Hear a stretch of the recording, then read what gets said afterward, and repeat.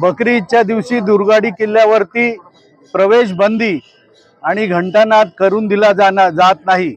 निश्चितपणे हे आंदोलन वंदनीय शिवसेना प्रमुख बाळासाहेब ठाकरे यांच्या आदेशाने सुरू झालेलं आहे। पण त्यापूर्वी स्वतः बाळासाहेबांनी बंदी हुकूम मोडून या देवीचं दर्शन घेतलेलं आहे आणि हीच परंपरा दिघे साहेबांनी पुढे सुरू ठेवली आणि त्यानंतर आता एकनाथजी शिंदे साहेब यांनी हे आंदोलन सातत्याने गेले 20 वर्ष सुरू ठेवलेलं आहे आणि निश्चितपणे जोपर्यंत न्याय मिळत नाही तोपर्यंत हे आंदोलन आम्ही चालू ठेवणार आणि कोणत्या परिस्थितीमध्ये आम्हाला कोणत्याही दिवशी बंदी असता कामा नये आणि दर्शन करायला मिळालंच पाहिजे। तो आमचा हिंदूंचा हक्क आहे आणि या बाबतीमध्ये जी काही न्यायालयीन लढाई चालू आहे ती लढाई आम्ही लढत आहोत।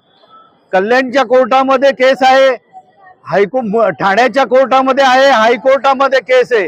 या बाबतीमध्ये कायदेशीर लढाई लढत आहोत।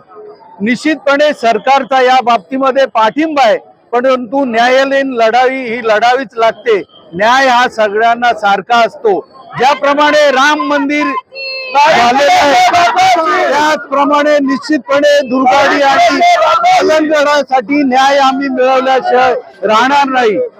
जे हिरव्या झेंड्याखाली दाढ्या कुरवळतात त्यांना कोणत्याही परिस्थितीमध्ये पवित्र भगवा झेंडा घेऊन आंदोलन करण्याचा हक्क नाही।